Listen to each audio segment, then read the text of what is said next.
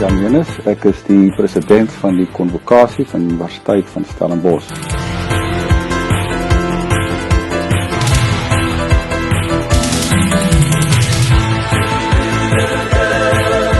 Dames en heren, ek is hier omdat ek vir 'n idee staan,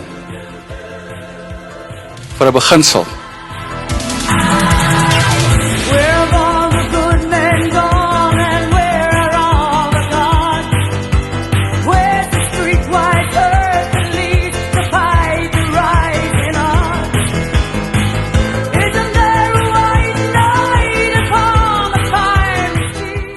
En ek is soms verbaas en ek sê dit op 'n persoonlike noot oor die felheid en die intensiteit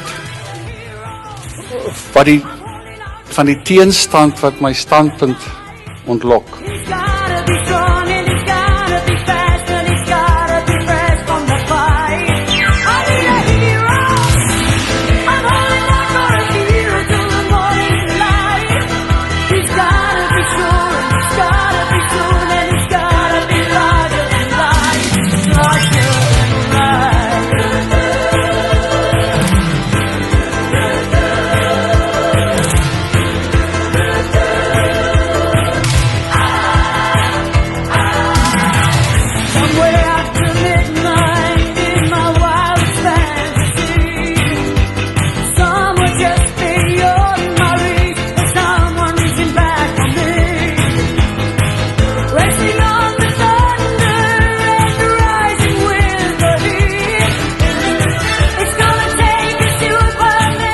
Daar kan nie meer ruimte wees vir die uitskakeling van mense op sterkte daarvan dat hulle kwansuis teruggryp na die verlede.